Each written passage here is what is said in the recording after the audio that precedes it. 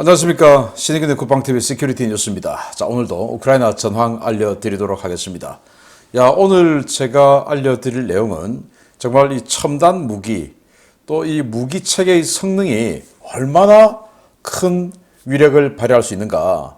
단 한 방에도 원샷 원킬 할 수 있는 이 능력. 과거에는 융단 폭격에서 그냥 때려 부어도 제대로 전과가 안 나왔지만 이제는 딱 원샷 원킬 하는데 다른 무기체계, 아주 초정밀 유도 무기로 각각 다른 곳에서 러시아에게 치명적인 피해를 주고 치명적으로 사기를 떨어뜨리는 이런 위력을 우크라이나군이 보여주었는데 그 내용들을 한번 보도록 하겠습니다. 신의균의 국방TV 구독, 알림, 좋아요 눌러주십시오.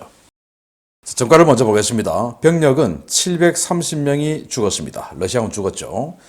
전차는 3대 격파, 장갑차 3대 격파, 차량 5대 격파, 야포 7문 격파, 헬리콥터 밀24 하인드 공격 헬기죠. 요거 1대 격추, 그리고 무인 항공기 3대 격추 등의 전과가 있는데 어제 그제 이틀 연속으로 910명이 죽었고 그 이전에는 또 1030명 이런 식으로 굉장히 많은 병력이 죽었는데 또 730명 그러니까 또 이거를 소강 상태로 접어든 거 아니냐라는 생각이 들 정도로 그동안 사흘간 아주 많은 러시아군이 죽었죠. 그런데 사실 이 730명도 엄청난 인원입니다. 죽은 게 이 정도면 다친 것까지 포함하면 어마어마한 이 병력이 거의 여단급 병력이 한 방에 날아간 겁니다.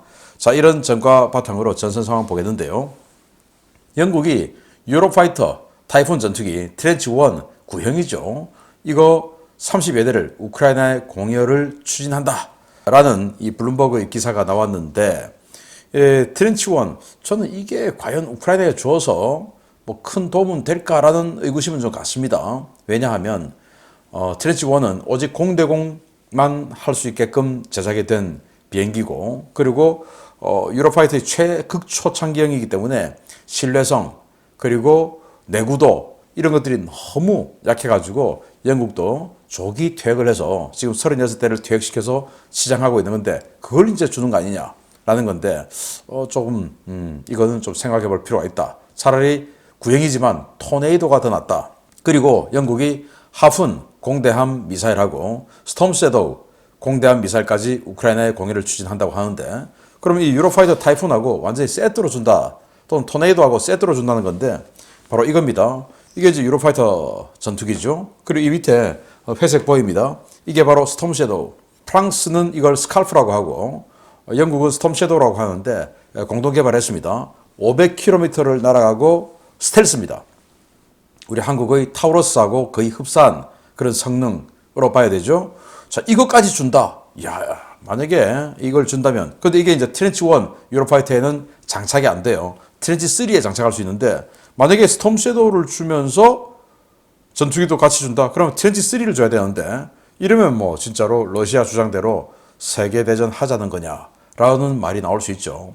제가 봤을 때 러시아의 전투기, 그 어떤 전투기로도 수호이 57 해봐야 저는 이 유로파이터 트렌치 3에게는 안 된다라고 생각하니까 거기다가 500km를 날아가는 중장거리 스텔스 순항미사일 공대지 미사일까지 장착을 하고 두 발을 장착하고 들어가는데 이거 모스크바가 불안하지 않겠습니까? 그래서 아마 토네이도 전투기하고 이렇게 세트로 만들어서 주지 않을까. 그래도 이렇게 스톰 섀도우까지 준다는 것은 굉장히 의구심이 드는데 블룸버그에서 아무튼 이렇게 보도를 했습니다. 그리고 젤렌스키 우크라이나 대통령이 지금 유럽 순방하고 있죠. 벨기에에 가서 EU 회의에서 연설을 했습니다. 우크라이나는 이제 EU 가입에 더 가까워져 간다 라고 하면서 러시아로부터 EU를 지키는 방파제가 되어줄 테니까 우리에게 무기를 더 많이 달라 이런 연설을 했어요. 그리고 우크라이나 정보국은 러시아가 이 자포리자의 토크마크에 대규모 화장터를 만들어서 여기에 이 시신을 어마어마하게 탑재를 한 트럭들이 쉴 새 없이 들어간답니다. 시신을 소각하기 위해서. 이런 비극적인 소식을 우크라이나 정보국이 발표를 했고 일본의 니케이가 보도를 했는데요. 일본의 내각조사실이죠. 여기 우리로 치면 이제 국정원, 또 중국어로 치면 국안전부 이런 데인데 러시아 관련한 정보로는 최고다 이렇게 알려져 있을 정도로 러시아 관련 정보를 과거 소련이죠. 왜냐? 일본이 이제 소련의 침공으로부터 나라를 지키는 게 목표였기 때문에 냉전 기간 중에. 그래서 그 최고의 대러시아 정보력을 가지고 있는 일본 내각조사실, 한국의로 치면 국정원이 러시아 장성이 20명 이상이 이번 전쟁에서 전사한 것을 확인했다. 그리고 그들의 시동까지 다 확보하고 있다. 라고 발표를 했어요.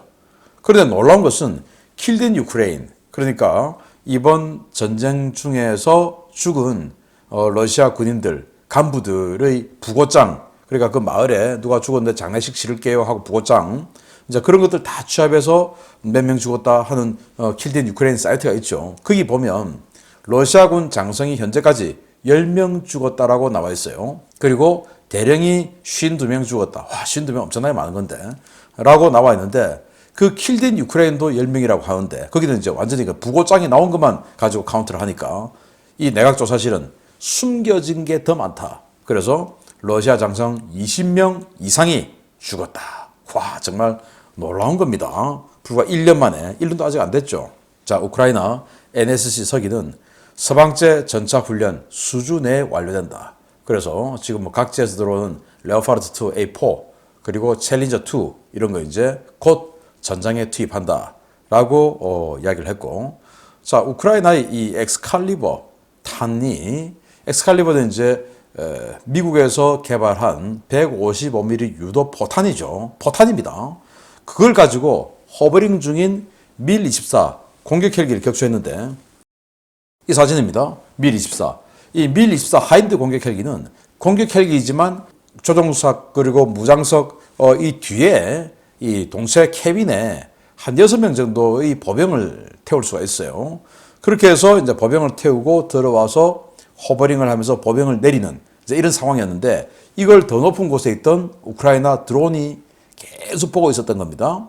그러면서 이제 호버링을 하면서 그 보병을 내리고 있는 중인데, 뭐 헬리콥터는 잘 아시다시피 땅에 탁 붙는 것보다, 붙었다가 다시 뜨는 것보다는 땅에 붙지 않고 공중에 살짝 떠 있다가 이렇게 올라가는 게 훨씬 더 빨리 합니다. 그래서 웬만하면 땅에 붙질 않아요. 그래서 살짝 떠 있습니다. 그게 뭐 30cm든 50cm든 어쨌든 살짝 떠 있어야 바로 그냥 올라갈 수 있거든요. 그래서 호버링 중이다. 그래서 지금 이제 이 보도를 보면 뭐 슛다운이라고 했어요. 디스트로이가 아니고, 예를 들어 포탄으로 이 지금 격파가 됐죠. 때려서 격파가 됐으면 디스트로이어라고 해야 되는데 디스트로이가 아니고 슛다운, 추락했다, 격추시켰다, 이렇게 이야기를 한 겁니다. 그래서 살짝 떠 있었으니까 뭐 50cm만 땅에 떨어져도 격추는 격추죠.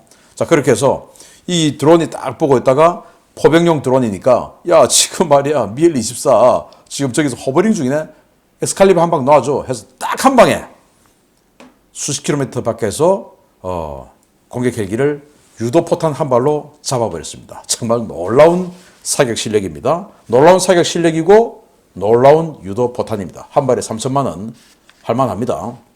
자, 그리고 우크라이나 국방부는 군납 비리 혐의로 내부 감찰을 해가지고 621명을 기소를 했다는데, 이게 군인 제외 군무원과 공무원, 국방부에 있는 군무원과 공무원들만 이 군납 비리로 621명을 기소했다. 지금 뭐 우크라이나가 국민소득, 1인당 국민소득 뭐 2,500달러 이 정도밖에 안 되는 아주 빈국이었는데, 지금 전쟁을 하면서 수십조 원의 돈과 물자가 1년 만에 그냥 전 세계에서 막 들어오죠. 여기에 나라가 어떻게 되든지 말든지 부스러기라도 먹으려고 하는 자들이 국방부에 수백 명이 있었던 겁니다. 이거 군인 빼고 군인 포함하면 더 많을 수 있죠. 자, 이런 안타까운 소식이고, 바그너 그룹이 전국 교도소 모병 작업을 중단했다. 교도소 돌면서 야, 여기서 살아나면 사면해줄게 하고는 데려갔는데, 이제는 교도소에도 소문 퍼진 거죠. 야, 저기 가면 무조건 죽는데 해서 안 가고, 또 뭐 이런 식으로 해서 또 바그너 그룹이 지금 푸틴하고 갈라서고 있지 않습니까? 그러니까 교도소 못 가게 하고 뭐 이런 여러 가지가 겹쳐서 이제는 교도소 모병 작업을 중단했다라고 하고요. 자, 러시아 공수군이 바흐무트 서쪽의 차이브야르에 근접했다. 이 바흐무트 서쪽이 보면 완전히 지금 바흐무트가 포위될 것 같아요. 어제보다 심각하게 지금 많은 구역을 러시아가 차지를 해버렸는데, 여기 바흐무트 남쪽 돌출부죠. 돌출부 어제는 한 이 정도 있었는데 순식간에 치고 올라가서 H-32 도로 근처까지 지금 올라갔고 일부 부대는 차이비아르 여기까지 가서 전투를 한다라는 지금 보고가 올라오고 있다는 거예요. 자, 그리고 솔레다르 쪽에서도 위에서 지금 이만큼이나 지금 진출해서 때리고 있는데, 자, 이렇게 보면 전체적으로 보면 바흐무트가 거의 세 방향으로는 포위가 완성된 상황이다 라고 볼 수 있죠. 야, 그래서 이렇게 되면 조금만 이쪽으로 또는 이쪽으로 더 올라가면 바흐무트에 있는 병력 포위 소멸되지 않기 위해서는 뒤로 빼야 되지 않을까라는 우려도 들고 있는데, 아무튼 이런 상황, 뭐 그렇지만은 러시아가 장비 이런 것들이 부족하기 때문에 이 공세 지속력이 많이 떨어지죠. 그 공세 지속력이 많이 떨어지는 게 크레미나에서 나왔습니다. 러시아가 PMC 그리고 해군 육전 야단으로 부올레다르에서 공세를 벌이고 있다라는 거고요. 그래서 지금 뭐 여기 전차 그러니까 셰르게이 쇼이구 국방장관이 만든 패트리어트 PMC죠. 이제 이 바그너 그룹하고 대척점에 서 있는 그들이 이렇게 전차 장갑차 많이 가지고 가서 요거는 이제 어제가 아니고 그제 전과예요. 이렇게 많이 격파가 된 상황을 볼 수 있는데, 이렇게 많은 전차 장갑차를 격파를 당하면서도 계속 도네츠크 주의 남쪽에서 공세를 펴고 있다라는 모습을 볼 수가 있습니다. 자, 이런 상황 바탕으로 주요 소식 들어갑니다. 첫 번째입니다. 러시아가 도네츠크 전선의 교통 요충지 바흐무트를 점령하기 위해 엄청난 공세를 펴고 있는 가운데 우크라이나도 루한스크 주의 전략 요충지 스타로벨스크로 가는 길을 열기 위한 공세를 시작했습니다. 대규모 전력이 동원되지 않았음에도 불구하고 러시아군 전선이 빠르게 무너지고 있습니다. 우크라이나군이 크레미나 전선에서 반기역 작전을 수행해 러시아군 공세 부대를 격퇴하고 있으며, 불과 사흘 만에 러시아군을 P-66번 도로 동쪽으로 밀어내고 크레미나 남북 모든 방면에서 러시아군 방어선을 강타하고 있다고 복수의 오신트 소식통이 현지 시각 2월 10일 리포트했습니다. 이번 공세는 지난 주말 있었던 러시아군의 크레미나 방면 대공세에 대한 역습의 연장선인데요. 당시 우크라이나군은 당장이라도 리만에 도달할 기세로 공세를 벌이던 러시아군을 효과적으로 제지하고 이틀 만에 전장 주도권을 되찾는 데 성공했습니다. 2월 8일부터 시작된 우크라이나군의 공세는 크레미나 남쪽과 북쪽에서 대규모 항공 지원과 함께 동시에 진행되고 있는데요. 크레미나 북쪽에서는 P-66번 국도를 넘어 크라스노리엔스케, 말로바차, 노보미킬스케, 잘리만 정착촌에 대한 공세작전이 이루어지고 있습니다. 크레미나 남쪽에서는 프라이빌리아 정착촌에 대한 공세가 진행되고 있는데요. 이 정착촌은 세베르스키 도네츠 강을 사이에 두고 루베즈노예를 마주보고 있고, 바로 남쪽 6km 아래 리스칸스크가 위치한 곳이어서 러시아군이 필사적인 방어전을 수행하고 있습니다. 러시아는 우크라이나군의 역습이 시작되자 우크라이나 전차와 장갑차들을 상대하기 위해 전군에 단 9대만 보급된 BMPT 터미네이터2 전투 지원 차량을 보내 우크라이나군 공세 부대 요격에 나섰습니다. BMPT 터미네이터2는 신형 복합 장갑으로 강화된 T-90 전차 차체에 신형 렐릭트 반응 장갑을 두르고 기관포와 고속 유탄 기관총, 대전차 미사일로 중무장한 전투 차량인데요. 차체에 소형 무인 포탄만 탑재하고 있음에도 전투 중량이 48톤에 달하는 중장갑에 동시에 4개 표적과 교전할 수 있는 강력한 공격력을 갖추고 있는 고가의 전투 장비입니다. 러시아군 BMPT 터미네이터2는 자신의 중장갑과 고화력을 믿고 단신으로 우크라이나군 기동부대를 향해 달려들었는데요. 우크라이나군은 기동부대를 뒤로 물리고 드론을 띄워 이 차량의 위치를 확인한 뒤 엑스칼리버 유도포탄을 이용한 초정밀 포격으로 이 차량을 단발에 파괴했습니다. BMPT 차량이 파괴되고 러시아군의 재역습이 실패하면서 크레미나 전선의 러시아군은 급격히 와해되고 있는데요. 크레미나 방어선의 붕괴 위기에 직면한 러시아가 과연 바흐무트에 얼마나 더 많은 병력을 밀어넣을 수 있을지 지켜봐야겠습니다. 자, 크레미나 루안스크주의 전선이죠. 그래서 불과 3일 전까지만 하더라도 크레미나 서쪽으로 대폭 진격한 러시아군, 그리고 이 P-66번도로 서쪽으로 대폭 진격한 러시아군을 보여드렸는데, 이제는 뭐 P-66번도로 다 그냥 여기서 교전 벌이고 이 남쪽은 66번도로를 우크라이나군이 회복을 해버렸고요. 그리고 이 크레미나 북쪽에서도 이렇게 경합지로 변해버렸고 남쪽에서도 지금 우크라이나군이 공세를 벌이고 있는데 자, 이 지역에 보면 여기 바로 앞이 강이 있고 여기가 바로 리스칸스크에서 바로 코앞이에요. 그러면 루베즈노에도 6km밖에 안 떨어져 있어요. 자, 이렇게 되면 루베즈노의 바로 아래가 세베로도네츠크, 그 유명한. 자, 이렇게 되니까 우크라이나 군의 이 공세에 러시아군이 여기에 방어에 나서지 않을 수가 없죠. 그러면 바흐무트 공세가 약해질 가능성이 있죠. 병력을 빼와서 해야 되니까. 자, 그래서 우크라이나 군의 목표는 바로 여기 스타로벨스크. 스타로벨스크는 지도 뭐 보시겠지만 세 개의 큰 도로가 교차하는 교통 요충지입니다. 그리고 철도도 있고요. 그래서 이 스타로벨스크가 보급 기지 그리고 전차나 장갑차 같은 정비 기지 등이 집적되어 있기 때문에 여기를 점령해버리면 러시아군의 이 루안스크 지역에서의 공세가 굉장히 큰 타격을 받죠. 보시다시피 이 루안스크주가 이렇게 있는데 스타로벨스크를 딱 점령해버리면 마치 바둑판에 제일 중간에 돌 하나 넣는 것과 똑같은 거 아니겠습니까? 이 북쪽은 완전히 무인지경으로 우크라이나군에게 털릴 가능성이 높죠. 그래서 우크라이나는 이걸 때리기 위해서 가고 있고 반대로 러시아는 이 바흐무트 여기 이제 철도와 도로가 또 서너 개가 교체되니까 이 바흐무트를 때려서 이 슬라반스크를 치기 위해서 바흐무트를 몇 달째 지금 때리고 있는데 전과는 없고 자, 이런 상태로 서로 동상이몽을 하고 있는 상황입니다. 자, 이런 상황에서 러시아가 이쪽에 이제 밀리니까 크레미나 쪽에서 밀리니까 BMPT 터미네이터를 투입한 겁니다.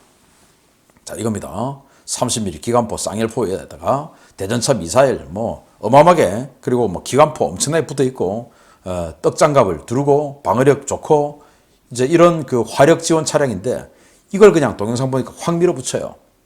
마치 삼국지에 조자룡이 이 장판파에서 그 아두를 구하기 위해서 조조의 80만 대군 중간을 혼자서 휘젓던 바로 그런 것처럼 그냥 마구마구 달려요.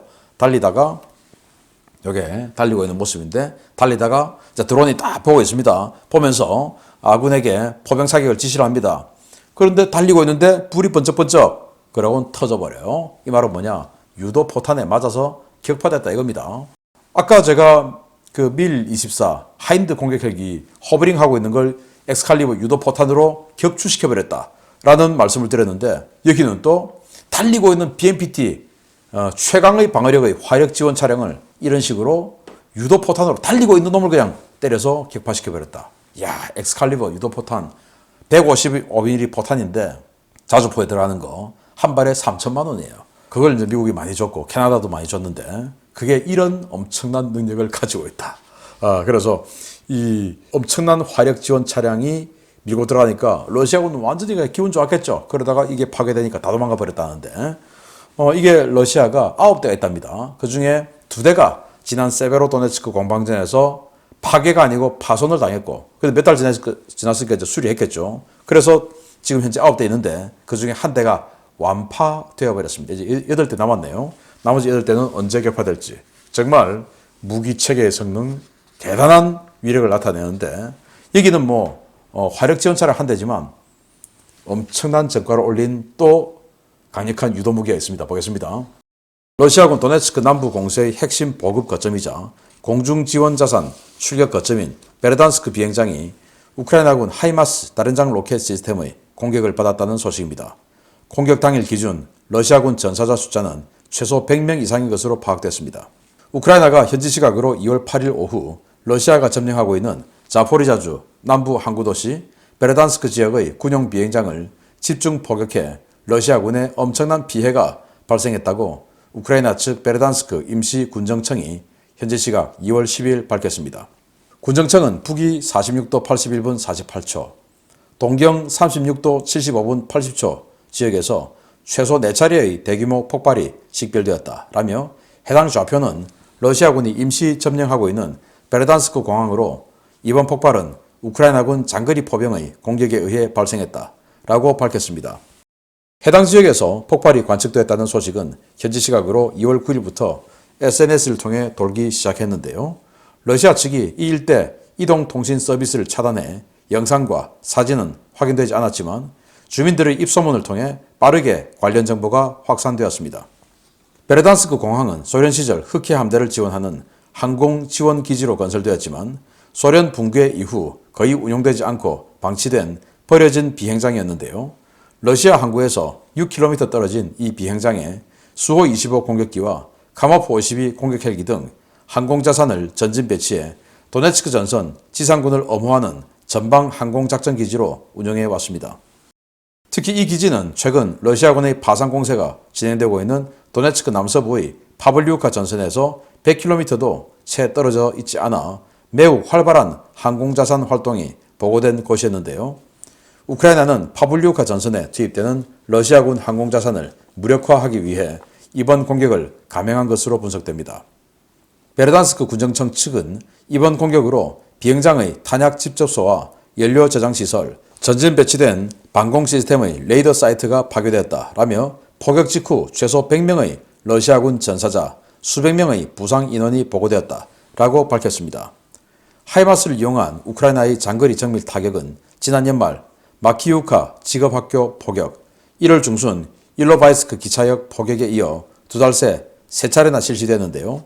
우크라이나는 세 차례에 걸쳐 10여 발이 조금 넘는 GMLRS 로켓만으로 1000여 명이 넘는 러시아군을 제거하는 대전과를 거두게 되었습니다. 이번 베르단스크 비행장 피격으로 도네츠크 남서부 지역의 러시아군 공세는 그 기세가 한풀 꺾일 것으로 보이는데요. 적재적소에 기막힌 타이밍으로 GMLRS를 운용하는 우크라이나군, 아무래도 표적 좌표를 미군이 찍어준다는 소문이 사실인지도 모르겠습니다. 하이마스에서 발사하는 GMLRS 탄, 대규모 폭발이 4번 있었다. 그런데 지금 이 자포리자 남쪽 그리고 도네츠크, 루안스크 이 지역에서 러시아군이 이동통신 제한을 해버렸죠. 그래서 사진은 지금 안 올라오고 있습니다. 안타까운데요. 좀 보여드렸으면 좋겠는데 이렇게 대규모 폭격이 있었다. 자, 그래서 어딘가 하면은 이 베르단스크 항구가 바로 여기고 여기 이제 폭발이 있었다라고 표기를 하고 있어요. 여기가 마리우폴입니다. 마리우폴 그리고 베르단스크. 그래서 이 베르단스크는 자포리자주에 있는 항구, 마리우폴은 도네츠크주에 있는 항구죠. 그래서 여기 폭발이 있었는데 이 활주로가 과거에 이제 소련 시절에 해군이 쓰던 비행장이었는데 소련 이후에 이제 쓰지 않고 있는 걸 지금 러시아군이 사용을 하고 있고 여기에서 수호 25 공격기, 카모프 52 공격 헬기 이런 걸 가지고 이제 근접 지원 뭐 이런 거 지상 지원 이런 것들을 해주고 있던 그런 그 기지였어요. 그걸 이제 때려버렸는데 활주로 길이는 2.4km. 자, 그래서 이 비행장에서 지금 이제 전투가 벌어지고 있는 이 지역까지 한 100km. 그리고 바로 위에가 또 바흐무트죠. 그래서 바흐무트 지역에서 뭐 카모프 50이 격추됐다 하는 게 이 비행장에서 이렇게 해서 갔다 온 게 많아요. 그리고 이제 타간로크 여기에서도 비행기가 뜨는데 여기도 이미 한번 공격했죠. 우크라이나군이. 자, 그래서 이번 공격으로 우크라이나군 주장으로 한 100명 정도가 죽었다. 수백 명이 부상했다라고 밝혔는데 지난 그 직업훈련학교에 예비군들 모아놨던 700명 그리고 그 이후에 또 비행장, 뭐 기차역 이런 식으로 3번에 걸쳐서 GMLRS 타격을 했는데 그 3번에 걸친 타격에 몇 발 안 쐈어요. 그런데 1000명이 넘는 러시아군이 죽었다. 마찬가지로 아까 엑스칼리버 유도 포탄도 포탄인데 유도, 이것도 로켓인데 유도. 그런데 어떻게 이렇게 정확하게 표적을 따고 정확하게 멀리 있는 이 러시아군을 공격하냐. 그래서 러시아 측 오신트 소식통들, 민간 군사 전문가들은 이거 표적을 미국이 우크라이나군에게 전해준다. 그래서 GMLRS 탄은 워낙 비싸기 때문에 미국이 표적을 찍어주는 표적에만 우크라이나군이 사격을 할 수 있게끔 지금 협약이 되어 있는 거다. 그래서 GMLRS는 저렇게 정확한 거다. 그래서 우크라이나는 미국이 개다. 이렇게 얘기하는데 아니 뭐 나라 지키는데 개면 또 어떻습니까? 아무튼 만약에 정말 미국이 이렇게 표적 따준다면 진짜 좋은 거죠. 예. 계속 이 첨단 무기로 몇 발 안 되는 사격으로 굉장히 강력한 전과를 올려주기를 기대합니다. 마치겠습니다. 감사합니다.